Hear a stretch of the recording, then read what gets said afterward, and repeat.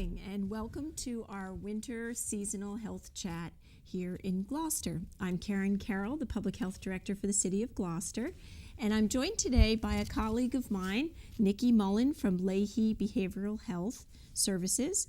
She's the Director of the Employee Assistance Program for the City of Gloucester, as well as other towns and businesses throughout the North Shore, and she's got lots of great experience dealing with all kinds of behavioral health issues.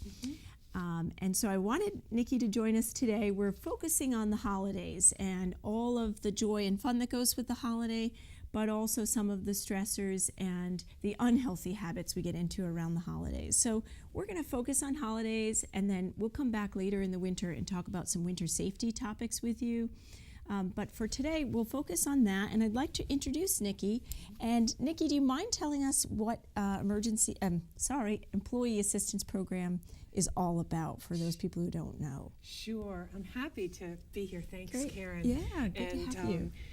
Particularly in the holidays, I, as an Employee Assistance Director and clinician who is licensed, I receive a lot of calls. It's a benefit in this city here. It's for all the employees of the City of Gloucester. Yeah. So any employee and family member can use this service for free, confidentially. Wow. And I work through the holiday season. I tend to take a little bit of a vacation before the holidays kick in, knowing and anticipating that it can be, for some people, not so merry and not so easy.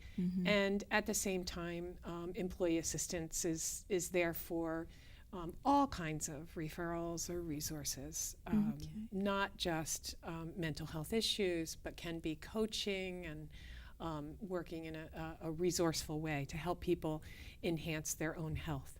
So, okay. Wow, that's yeah, great.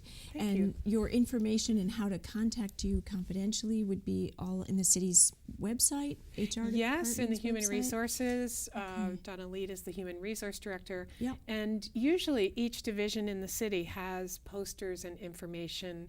I try to be sure that people can discreetly pick up brochures or my cards or gather information without identifying themselves if they want it to be confidential. Yep. And it never really gets reported back who comes in into EAP unless it's something that I'm working collaboratively with an administrator Okay. to help someone.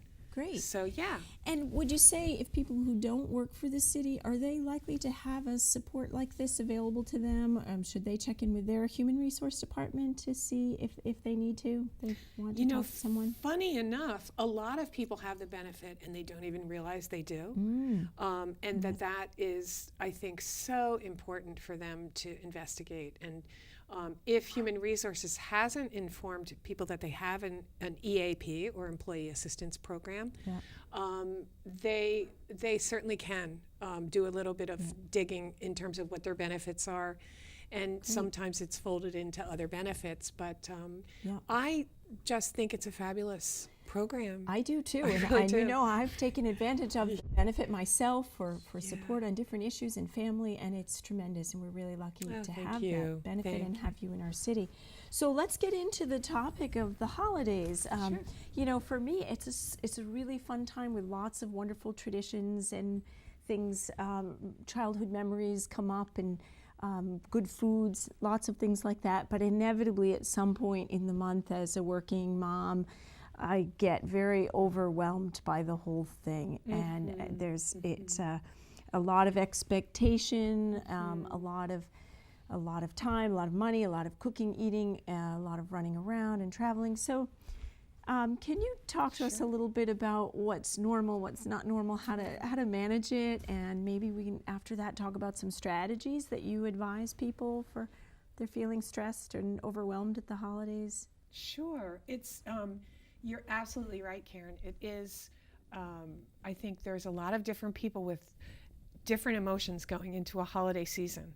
It's not always easy or happy. In some cases, it's just exhilarating and wonderful. We gather together with friends and family we haven't seen in a while. We break our routines.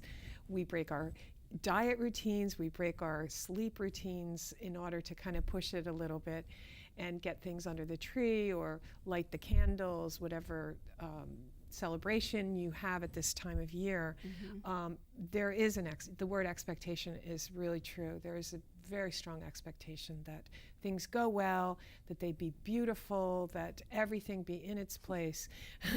And I don't know about you, but that perfectionistic expectation is a really big bill of water to fill. And I think what's ironic is that somehow we have this holiday right in the darkest time of our year, where we're just not even physically as activated.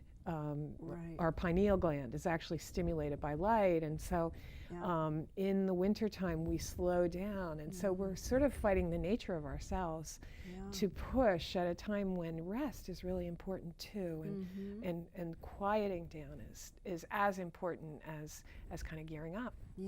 But we can't get around it, can we? No. But it's interesting you said that about quieting down, because some of my favorite memories and calmest memories, and where I always want to get to each year, is where I can sit and look at candles or the lights on my tree or my neighbor's lights, and I find that so calming and it's so joyful, but I often don't get to that. So, it's interesting that is, again, what our natural body rhythm wants us to do as well. Absolutely.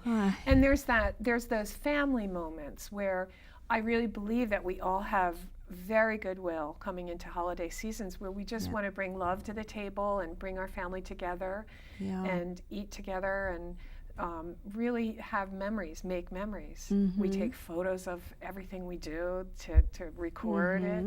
And at the same time, it's a lot setting up all the props. It's really a lot of backstage work, and I know some people de-stress by starting the day after Christmas to go shopping for next year, which strikes me as funny.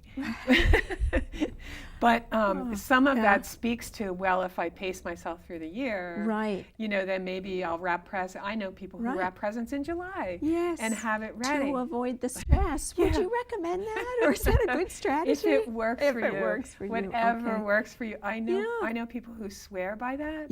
And if that is your secret to peace in December, go for it. Go for it. Okay. But if that feels like, my gosh, my credit card bills are coming in and I got to pay those before, what you don't want to do is overextend yourself financially, because I think along with all of the things that happen in the holiday season, the financial pressure is really great, especially with family. Kind of the demand, the peer pressure for raising children, and the kind of sneakers you're supposed to have, or Game Boy you're supposed to have, or where you're supposed to go and what you're supposed to do. Really, the ante goes up at this point in time. And how do you manage that? Do you try to set expectations, be clear about expectations, or even all those small gifts and tips and things that kind of add up that you feel are expected? And any thoughts on how to manage that? I think that some families, what tends to happen with families, people want to get together. The family grows because people get married, have children, it gets bigger and bigger. I know, at least in my family, we have done Yankee Swaps as a solution and set a dollar limit on it, instead of, that sense of obligatory, everyone has to get a present. Or creating a new ritual at Christmas time. I myself, for relaxation, love to do floral design and gardening, that sort of thing, to balance me out. So instead of going to the malls and pounding the pavement and trying to figure out what somebody would like, I just have created an annual gift of making the centerpiece, and for me that has worked, and the family seems to appreciate that more than something wrapped in plastic. Be honest with you, that if you can get creative and just be really thoughtful, photo albums, putting things together, just artwork, just writing a letter to someone that you really maybe haven't had a chance to tell them how much you care about them, and what's really special about that person. I think that the art of writing a really nice card and putting a stamp on it and sending it in the mail is dying, And I am one of those people who refuses to Yeah. let that go. Nice. Yeah. Yeah. Yeah. No, I can see how that would have a nice benefit, and also help you, whoever you're sending, the recipient, Yeah. to really pause and think about what Christmas and the holidays are all about. Hearing those nice words. And I think Yeah. the longevity of it. It's Yeah. something, when we think the whole reason for this holiday season Yeah. is the message that is underneath is not materialism. Right. It is coming together, Right. and it is making meaning of the holiday, Yeah. in whatever that is for you, in Right. whatever way you celebrate. Right. And so some really nice family rituals can be things like walking. Just, I mean, Cape Ann is probably one of Beautiful. the most beautiful places in the world. Yeah. You know, Yeah. and I find myself when I'm over in the Boulevard area of town, Yeah. if I have an hour between work, I'll get out, I'll park my car and get out and walk the Boulevard now, because it's been Nice. renovated, and it's Yes. become so manageable Yeah. and so beautiful to walk. Right. Yeah. So building in outdoor activities as traditions on your Thanksgiving or on your Christmas Day or your Hanukkah, yeah, with family. That's nice. Yeah. Going back to family, for a lot of people, getting together with family is not always easy, and it brings up family issues, dynamics, problems, things that maybe are unresolved. So if it's not a joyful, automatic, easy thing to be joining family, what are your thoughts around that? Do you have any recommendations or strategies for people about preparing themselves mentally to be with family when it's not always easy? Or, what do you think? Absolutely. I'm sure you get asked about this a lot, I or do, talked to a lot and about I this. have a very large family myself, so Yeah. I have personally needed to find ways to weave in and out of the family, and also take care of myself at the same time, because people travel distances, stay together, Okay. and we just have really a lot of love in our family, but it's so very important, that sense of, if I'm feeling tired, I'm going to take care of myself. If because I think particularly if your family comes together and travels and stays together, that everyone is together, which is wonderful.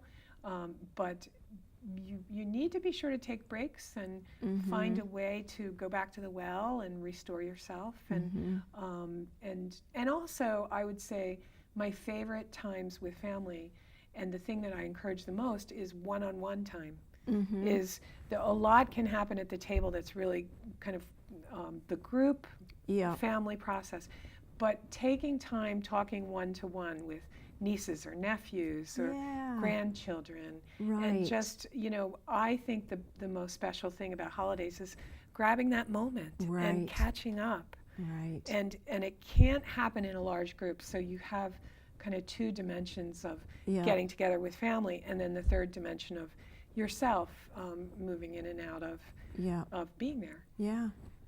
Yeah, that's a great, I like the way you said that about taking care of yourself and kind of knowing what is going to help you to get through if there are challenges when you're going to see family, and focus on those nice conversations that, like you said, you don't always have a chance during the year to sit with the niece or the uncle and find out what's going on with them. And and the other thing is, don't be afraid to ask somebody to clean, pay somebody to clean your house. Or if you sometimes just one quick little go through, or buy some food that's prepared, or start cooking it now and freeze it. Meal plan ahead of time, so you're not so under the gun. That you can bring things out more easily, rather than feel like you've got to put a whole meal together from scratch on Christmas Eve and Christmas Day, and set the table and do the dishes. And should I keep going? No, I'm starting to sweat. Panic. Me too. Well, let's go out to dinner. That's a good idea. Go out, right. And so stress, talking about stress again as we get going in the holidays and finding that balance. You've given us some great suggestions and strategies, things to think about in balancing all this out.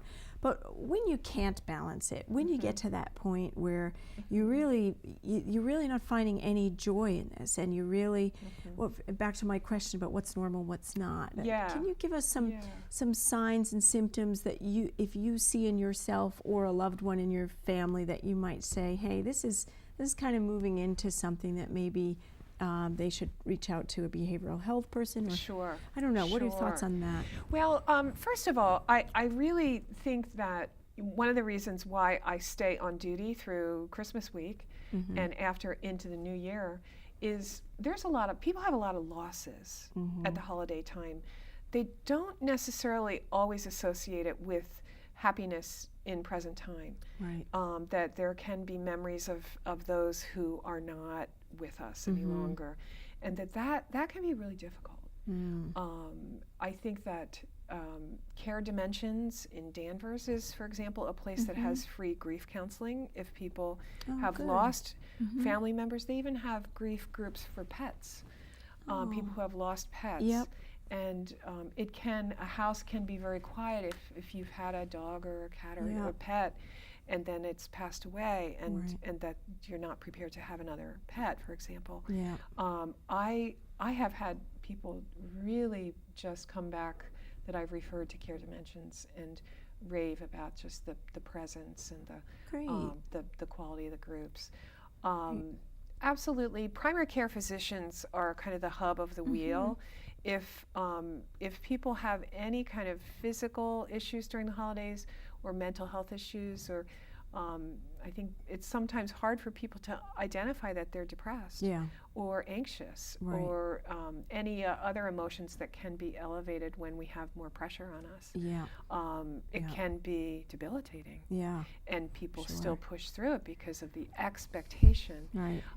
But I think the primary care physicians really are cued in that they are folks who can then refer on to behavioral health or calling an organization such as Lahey Health Behavioral Services or any other organization that's available in neighborhoods or what have you. I also think that it's really important if you recognize in a family member that they're maybe a little off. Some way to kind of find that quiet time alone, maybe with a cup of coffee or tea, and just be really compassionate and say, "Can you tell me what's going on? I'm sensing that this might be a little bit overwhelming for you right now. Is that true for you?" Just leading open-ended questions in a really kind of private setting that's safe, that person may open up, can actually really rescue someone from the places that they may be going in their minds. It's hard for people who have loss or who are sad at the holidays to endure it when people are happy around them. And not acknowledging how they're feeling, that there isn't a place for them or those emotions. And when you think about the kind of TV commercials that we see, so many wedding rings, and so many people I've talked to over the years who have lost partners or maybe broken up recently. But sometimes people end relationships before the holidays for whatever reason. It's one of those times. And yet there's this whole stimulation of everyone else's. Or Facebook. People post the happiest moments. Happy times. They're like ballet dancers standing on point, My life is so perfect. And that can really bring people down. So maybe take breaks from that, from the social media. Thing. I think turn it off. Wait until about January 15th and turn it back on again. And actually be with people in person. Avoid the third-party communications like texting or email. Really, one good hour of being with someone is better than hours and hours of just shooting social media their way. That personal connection, and And I have heard that with Facebook, people get overwhelmed that they see all the great things other families are doing and looking. And I always feel that way with the Christmas card. I never quite get it together, and I see these beautiful cards that come my way. And they write them in July. They just date them for December. Yeah, well, their family, and I love getting them. I really do. I love getting them, but it also translates to some pressure on myself to get it together. And I rarely can, since my children have gotten a little older. It hasn't happened. So anyway, those but are you great. can spread that out over the year too. I can. You could maybe one way is to maybe make the list of the people that are really special in your life, maybe that are far away. Yeah. Because when you see people face to face, that contact is really kind of in present time. Right. Yeah. Right. But you can find ways to kind of maybe mark your calendar and put 4 names on, a couple months from now, and say, I'm going to write them a nice letter. Yeah. The pressure to get it all kind of done in this time frame. Yeah. Let go of some of that. Yeah. Right. People like to hear from you in January too. Right? Sure. Nothing like and there's always Valentine's Day in February. Yeah, that's right. Easter cards. Whatever holiday. Right. Right. Yeah. That's very true. No, I think that when you start feeling personally like it's a pressure cooker and it's building, the lid's got to come off. Yeah. The steam has to kind of. Yeah. You don't keep the lid on forever. Right. Right. But sometimes it's difficult. Sometimes, there are a whole laundry list of things to do, and you can't stop them moving. Can't push the river. Yeah. Yeah. No, it's very true. Good to just talk about it too and get it out there that it's okay. Other people feel this way too. So absolutely. Yeah. Well, we'll list some of the resources that you've mentioned today, and maybe some others on our website, the Gloucester Health Department's website. We also have a Facebook page that will update some of these resources onto that as well. So I might just add that organizations like Lahey Health Behavioral Services has a 24/7 hotline. Oh, good. Anytime, day or night, you can call it, and I will list that in the resources for you. And if people are feeling really depressed or hopeless, it happens. People feel at times during the holidays even suicidal, just really down. The Samaritans has a 24-hour hotline as well. Okay. And I just feel it important to mention that. Right. Because it's difficult to talk about that, but it does happen for people. That they get in dark spots sometimes. Yeah, absolutely. Yeah. So thank you. I think that would be really useful to have those resources again available, and we'll make sure we post those. I'll make my list. Great. Check it twice. Thank you. So you mentioned earlier routines get thrown at this time of year, and I certainly find that routines get, and they're often fun things, but parties come up and events and shopping and decorating, but mainly social things that come up, and people bringing in special foods that they make around the holidays, or chocolates to work. We often Is that what you do? We seem to get inundated with delicious foods, and sometimes they're really special. And even my own Christmas traditions many of them are around foods that are delicious, and they bring me back to years of tradition. I would never not have them.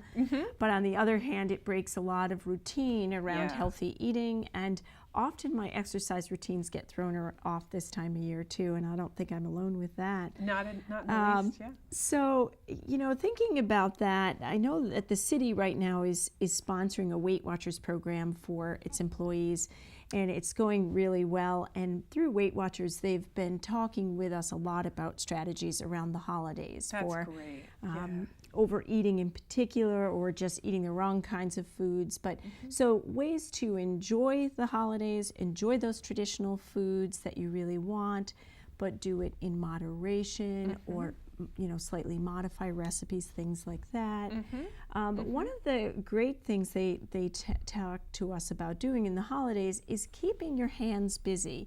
And I found that over Thanksgiving, that actually helps with a lot of other issues too. That I brought some stitching work and a puzzle, and kind of did that through Thanksgiving, and it was a way that other people came over and sat and did the puzzle with me that I don't normally have time to talk with.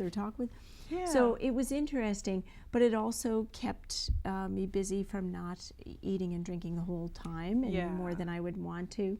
So those were, I thought, some great strategies, and some other strategies that we talked about around the drinking as well, because I know that that's another area of concern for those of us in healthcare, public health, families, that if you know there are family members who might have a substance abuse problem, or if you just don't want your holiday gathering to get out of hand and you have young children watching, all these things, you want to have fun, enjoy the holidays, but keep it in check.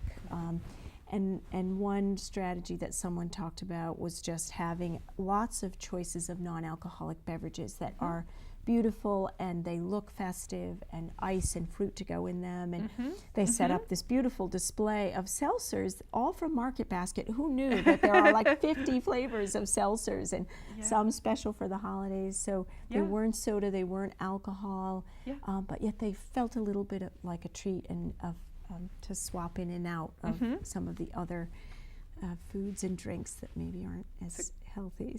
Yeah, it's a great idea. It's truly, and I think that it's almost unavoidable to go to a Christmas party in general without there being some alcohol there.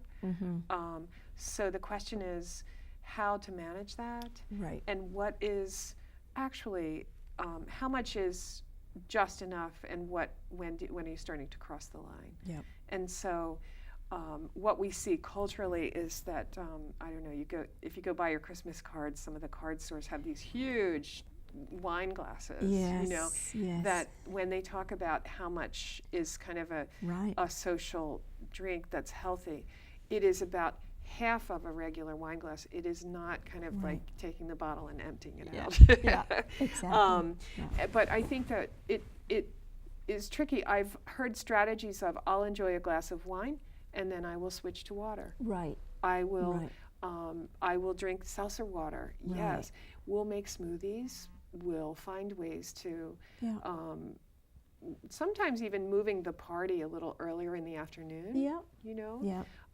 And designated drivers are so important.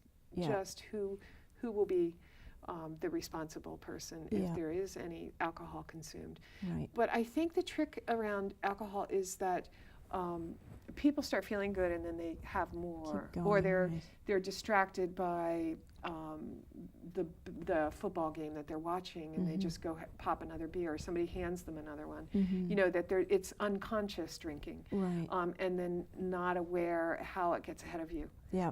And maybe days in a row of going to grandma's and going to the aunts and going to the cousins in a row, that then kind of sets a pattern that's really difficult for people to say no. Right. But it's I think we're getting more and more conscious about the seltzers and saying no a whole lot more. Right.